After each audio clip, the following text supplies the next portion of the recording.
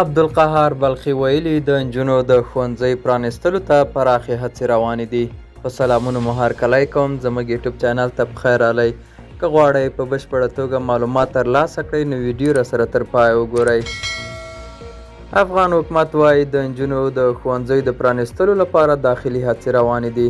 د بهرنیو چارو وزارت ویان عبدالقهار بلخي په خپله یوه تازه مرکه کې ویلي چې دوی ښوونځي ته د نجونو د تګ ملاتړي دي. خو په دې مسله ځینې اختلافونه موجود دي چې د حل لپاره یې پراخې هڅې روانې دي. د بلخي په خبره ژر به دغه ستونزه حل شي او د ښوونځي دروازې به د نجونو پر مخ پرانیستل شي. نوموړي دغه راز زیاته کړې چې افغان حکومت د پیاوړتیا لپاره هڅه کوي او په خبره یې ځینې محدودې کړۍ شته دي چې د اوسني حکومت د کمزوري کولو په معنا دي او په خبره یې دوی به بریالي نشي ځکه د اوسني نظام زیانمنېدل د ټولو اړخونو په زیان دي. دا و زموږ نننی چمتو شوی ویډیو. تر بیا ښه وخت، ښې چارې.